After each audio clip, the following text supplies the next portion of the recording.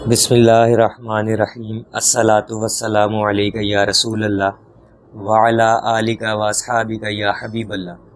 لاکھوں کروڑوں درود محمد اور آل محمد پر کہ جن کے صدقے اور وسیلے سے اللہ پاک نے ہم پر اپنی بے پناہ عنایات جاری رکھی ہوئی ہیں۔ معزز سامعین کرام، السلام علیکم۔ عارف باللہ تاج الدین بن عطا اللہ سکندری رحمۃ اللہ علیہ اپنی کتاب میں فرماتے ہیں کہ جو شخص موت کے قریب ہو اور وہ اپنے مافات یعنی کہ جو نیک کام اس سے نہیں ہو سکے ان کی تلافی کرنا چاہے تو اسے چاہیے کہ اذکار جامع کا ذکر کرے۔ جب وہ ایسا کرے گا تو اس کی عمر زیادہ ہو جائے گی، جیسا کہ سبحان اللہ و بحمدہ عدد خلقہ و رضا نفسہ و زینت عرشہ و مداد کلماتہ۔ یعنی اگر کوئی شخص نیک کام زیادہ نہ کر سکا ہو اور موت کے قریب ہو اور اس کی تمنا ہو کہ اللہ پاک مجھے اور مہلت دے تو میں یہ نیک کام کر سکوں، تو اس کو چاہیے کہ اذکار جامعہ کا ذکر کثرت سے کرے، تو اللہ پاک اس کی عمر میں برکت ڈال دیتے ہیں۔ اذکار جامعہ کیا ہے؟ سبحان اللہ و بحمدہ، سبحان اللہ العظیم، یا اسی طرح جو میں نے پہلے پڑھا تھا وہ بھی آپ پڑھ سکتے ہیں۔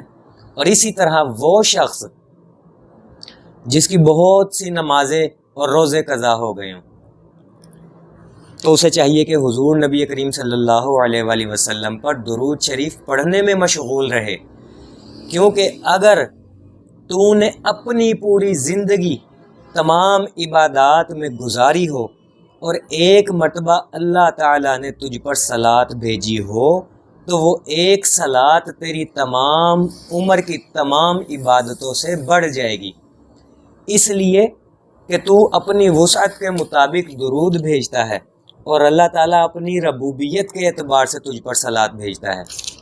اور یہ اس صورت میں ہے کہ جب اللہ تعالیٰ کی طرف سے ایک صلات ہو، اور پھر اس صلات کا کیا عالم ہوگا جب وہ ایک کے بدلے 10 مرتبہ رحمت بھیجے۔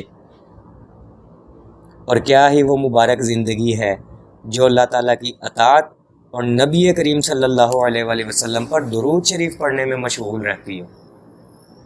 میرے عزیزو، آپ کی نمازیں قضا ہوئیں، آپ کے روزے قضا ہوئے، اس کا آسان ترین حل یہی ہے کہ آپ درود پڑھنے میں مشغول ہو جائیں۔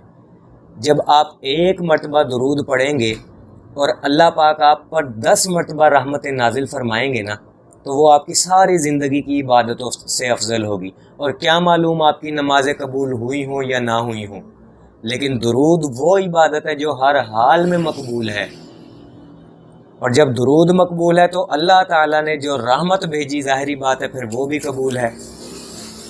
تو کوشش کرے کسی بھی لمحہ درود پڑھنے سے غافل نہ رہیں۔